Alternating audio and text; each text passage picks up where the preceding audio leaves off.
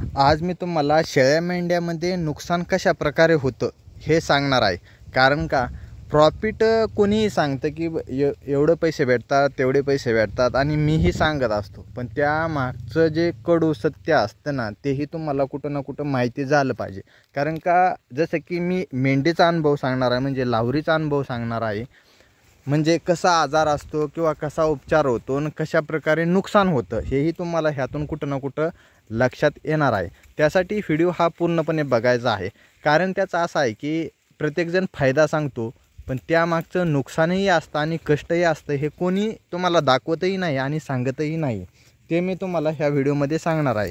Video हा तुम्हाला शेवटपर्यंत बघायचा आहे। आता मी काही लावरी घरी ठेवलेल्या आहेत, म्हणजे जे मेंढीचं कोकरू असतात त्या माद्या मी घरी ठेवलेल्या आहेत। त्यातीलच एक मादी म्हणजे जी लावर आपण म्हणतो, ती लावर जवळ आसपास 8,500 ते 9,000 रुपये किमतीची लावर होती। आता ती चांगली खातपीत होती। आता घरी ठेवायची मेंढी करायची म्हटलं तुम्ही समजू शकता की ती चांगली सांभाळली तर असणारच, बरोबर।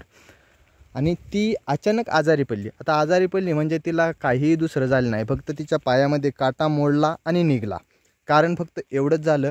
आणि ती लंगत होती म्हणून मी तिला काय केलं, जसं की मेंढलक्स Z+ म्हणून गोळी येते, जसं की सूज वगैरे किंवा जसं की नॉर्मल ताप असेल किंवा जसं की ठणका वगैरे असेल तर त्यासाठी ती गोळी येते। ती गोळी त्याला त्या कोकऱ्याला दिली।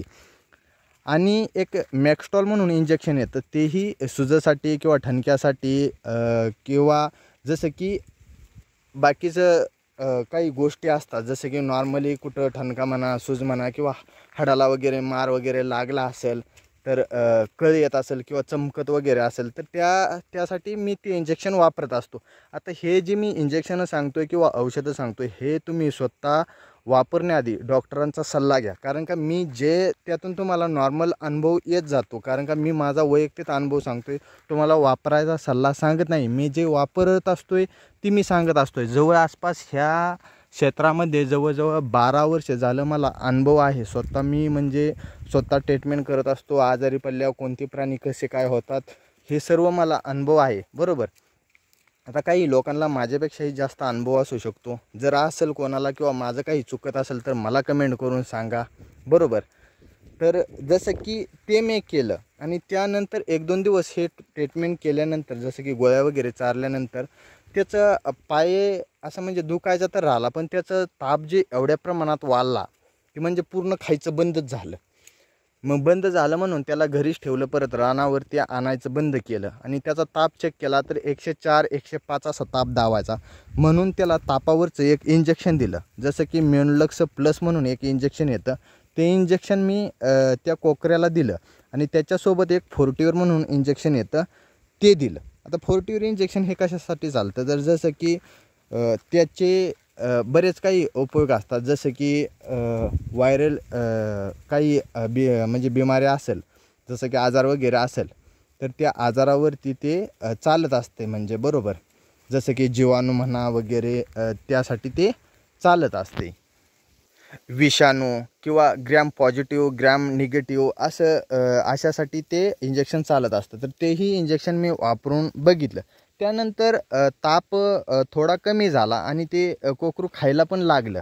त्याचबरोबर जसं की ते पायाला दुखापत म्हणजे काटा मोडून निघाल्यामुळे Z+ गोळी जी असते ती गोळीहीच मी चारायला लागलो। आणि बूस्टअप म्हणून एक गोळी असते, तीही गोळी चारत होतो। आता बूस्टअप गोळी म्हणजे रवत कंटिन्यूट राहावा किंवा चांगली पचनक्रिया व्हावी, तर त्यासाठी आम्ही ती गोळी वापरत असतो, म्हणजे बरोबर। आणखी बरेच काही फायदे आहेत। आता गोळीच्या नावावरून तुम्ही यूट्यूबवरती सर्च करून वगैरे किंवा डॉक्टरांना त्या गोळीबद्दल माहिती पण तुम्ही विचारू शकता।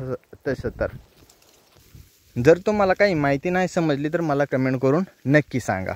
जसं की ती गोळी देऊन पण बघितलं, पण त्याचा ताप काही निवत नव्हता, म्हणजे तात्पुरता कमी यायचा आणि परत तसाच ताप व्हायचा।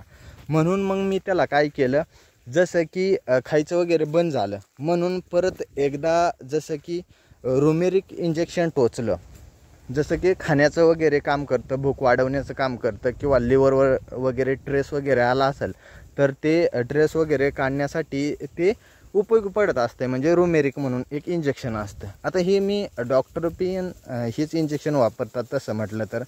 आणि भारी म्हणजे जसं की नॉर्मली विरबॅक कंपनीचे इंजेक्शन असतात आणि भारी स्टँडर्ड इंजेक्शन असतात, म्हणजे जास्त किमतीचे असतात पण चांगले रिझल्ट त्याचे भेटून जातात. म्हणून मी स्वतः वैयक्तिक हेच इंजेक्शन वापरत असतो. आता तुम्ही वापरा ना वापरा हा मी तुम्हाला सल्ला देत नाही, पण ह्यातून तुम्हालाही समजतं की आता हे जर एक इंजेक्शन करायला गेलं तर डॉक्टर 100-150 रुपये घेऊन जातात, आणि हे आपण एक इंजेक्शन करत नाही, सारखं वेगवेगळे इंजेक्शन करत असतोय. जसं की त्याचबरोबर ती रुमेरिक एक इंजेक्शन वापरलं मी, आणि बेरिनिल म्हणून एक इंजेक्शन येतं. आता बेरिनिल इंजेक्शन असं आहे की ते तुमचं 105, 107, 8 वगैरे टेम्परेचर असेल तर ते म्हणजे गारच करतं, म्हणजे टेम्परेचर कमीच करणार, नॉर्मल टेम्परेचरच आणणार, असं ते इंजेक्शन आहे बेरिनिल म्हणून.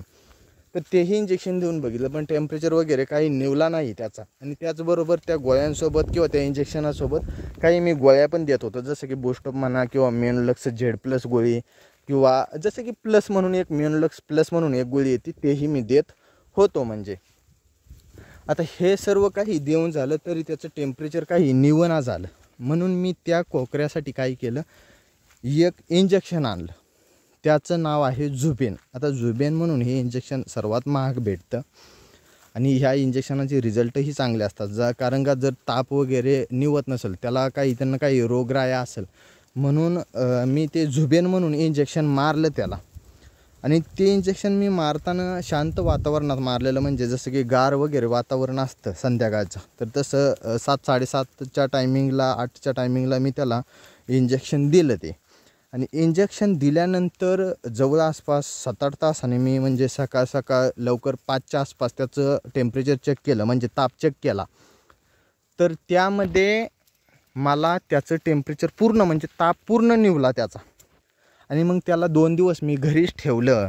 2 दिवस खायला वगैरे शोभाबेचा पाला म्हणा किंवा गिनीगोल म्हणा, जसं की शिवबाबळ म्हणा किंवा शेवरी म्हणा, जसं की गवत वगैरे म्हणा, हराळी म्हणा, आपली बरंच काही असं जसं वेगवेगळं खायला त्याला ठेवलं, म्हणजे त्याच्या तोंडाला चव नसेल किंवा खाता येत नसेल, त्याला खाऊ वाटत नसेल, म्हणून त्याला बरंच काही वेगवेगळं खायला दिलं. त्यात ती चांगल्या प्रकारे खायला लागलं. नॉर्मल आपलं जसं प्राणी असतात तसं नॉर्मल प्राण्यासारखं त्याचं शरीरसुद्धा झालं. आणि एवढं खर्च करून ते माझ्या हाताला लागलं, म्हणजे चांगलं झालं, म्हणजे खायला प्यायला लागलं, पाणी वगैरे प्यायला लागलं, रवत वगैरे चांगलं करायला लागलं, आणि असं उड्या वगैरे मारायला लागलं, हिंडायला लागलं. मग मी त्यानंतर 2 दिवसानंतर मी रानामध्ये आणलं. आता कारण का कोकरू तर नीट झालं, आता जास्त पैसे काही खर्च झाले नसतील, एवढं सगळं इंजेक्शन वगैरे गोळ्या सगळं 1000-1200 रुपये खर्च झाले असतील माझे सगळे, म्हणजे बरोबर. तर म्हणजे आता हो का कसं असते माहिती आहे, इंजेक्शनाच्या बाटल्या वगैरे मी 100 मिलीच्या 30 मिलीच्या वगैरे आणत असतो. आता ते महाग असतात, आता तसं इंजेक्शनवर आपण माप लावत नाही, पण एक अंदाजे सांगतो 1000-1200 रुपये खर्च झाले असतील, बरोबर. तर हे सर्व झालं त्यानंतर म्हणजे चांगलं तर झालं. मग रानामध्ये मी आणलं, आणि रानामध्ये आणल्यानंतर दिवसभर त्याने अन्न म्हणजे चारा भरपूर प्रमाणात खाल्ला. संध्याकाळ जाताना घरी मी आता येताना मी 10:30-11 वाजता सोडली होता रानामध्ये. जाताना 4 वाजता घरी गेलो. नॉर्मल चिमचिम आली, त्याची वरची जी लोकर असते ती लोकर पण भिजली नव्हती, म्हणजे विचार करा, लय नॉर्मल म्हणजे दैवार पडल्यासारखी नाही की चिरचिरे आलते. आणि घराच्या अलीकडे म्हणजे जो गोटा असतो आपला शेड बोलतात, तर त्या शेडच्या अलीकडे एक 20-30 फूट अंतरावरती त्याचं शरीर एकदम थरथर कसं कापायला लागलं. म्हणजे त्या कोकऱ्याचा, आता जे कोकरू नीट झालं ना, त्या कोकऱ्याची परिस्थिती सांगतोय. दिवसभर खाल्लं वगैरे, संध्याकाळी घरी गेल्यानंतर पाक म्हणजे जवळजवळ दिवसाचं 2-3 किलोमीटर तर ते अंतर फिरलं असेल. फिरून एवढं सगळं चारा व्यवस्थितपणे खाऊन पाणी वगैरे पिऊन संध्याकाळी घराजवळ गेल्यावर एक 30 फूट अंतर होतं, तोपर्यंत अंग थरथर कापायला लागलं. काय झालं म्हणून त्याला असं म्हणजे धरूनच नाही का असं आधार देऊन त्याला आणलं. काही समजायच्या आत तर एक ते 1.5 मिनिटाच्या आत नाही ते मरण पावलं. म्हणजे विचार करा, 1 ते 1.5 मिनिटाच्या आतच त्याला मरण पावलं. म्हणजे त्याचा काय झालं तुम्हाला सांगतो, ते आजारातून नीट झालं, सगळं खरं आहे. एवढं औषध केलं, एवढं ट्रीटमेंट केलं, आपण पैसे घालवलं, मान्य आहे, ते नीटही झालं, बरोबर. पण त्याला परत अटॅक आला. अटॅक नावाचा एक आजार आहे, तो अटॅक आला, आणि त्या अटॅकाने ते मरण पावलं. लक्षात आलं का? म्हणजे कसं हाताला एकतर येणार नव्हतं, ते आलं, म्हणजे आजार होता, तो आजार नीट होणार नव्हता, तो आजार नीट झाला, त्यानंतर हातात आलं आणि परत मरण पावलं ते. म्हणजे विचार करा तुम्ही, 8-8.5 रुपये 9,000 रुपये किमतीचं कोकरू गेलं गेलं, 1,000 1,200-1,500 रुपये जे दवाखान्याचा औषधाचा खर्च आहे तो खर्चही झाला आणि शेवटी मरण पावलं. म्हणजे अशा प्रकारे नुकसान होत असतं. ही सत्य परिस्थिती, सत्यता ही कोणी तुम्हाला सांगत नाही. कारण का कोणीही म्हणतं वर्षाचं 2 लाख उत्पन्न 3 लाख आहे. भाऊ एवढं सोपं नसते. सर्व काही गोष्टी असतात, नफा तोटा असतो. कारण का चांगल्या गोष्टी दावून चालत नसते. सगळं त्या मागचं पण तुम्हाला दावलं पाहिजे, तुम्हाला माहीत झालं पाहिजे. आता ह्या गोष्टी अवघड आहेत का, तर ह्या अवघड नाहीत. बरोबर. ह्यातून तुम्ही मेंढीपालन केलं पाहिजे का, नक्की केलं पाहिजे. मेंढीपालन चांगलं आहे. हो का, आज ते काही 10-20 एखादा प्राणी आजारी पडतो, दगावतो, कसं ह्याचा पानमाळा असतो शेवटी, त्यामुळं उत्पन्न चांगल्या प्रकारे भेटून जातं. असं काही नाही, नुकसानच होतं अशातला काही भाग नाही. फक्त करणाऱ्याला केलं पाहिजे. आता तुम्हाला मी भीती घालतो वगैरे अशातला काही प्रकार नाही. करा, पण ही रिॲलिटी ही तुम्हाला माहिती पाहिजे या. बरोबर. कारण का कसं होतं माहिती आहे का, आजारी पडलं का बाजारावर न्यायचं, विकायचं, असं तर शेवटी पर्याय असतोच. पण कमी पैशात आजारी जो प्राणी आहे तो कमी पैशात विक्री करावा लागतो. बरोबर. आता जर नीट होत नाही असं वाटलं तर शेवटी मीही विकत असतो. पण मला कुठं ना कुठं आशा होती की आपण घरी ठेवलं, नीट होईल आणि नीट झालंही, पण त्याला अटॅक आला, त्यात मीही काही करू शकत नाही. तर अशा प्रकारे त्यामध्ये माझं नुकसान झालं. आणि बरंच आणखी काही प्राण्यांचे व्हिडिओ आहेत, कशाप्रकारे ट्रीटमेंट केलं आणि कशाप्रकारे नुकसान झालं ही तुम्हाला त्या व्हिडिओमध्ये सांगणार आहे. मी दिलेली माहिती ही तुम्हाला कशी वाटली ही मला कमेंट करून नक्की सांगा. तुम्हाला ह्यातून काही नावाजून अनुभव असेल तर तेही मला कमेंट करून नक्की सांगा. धन्यवाद.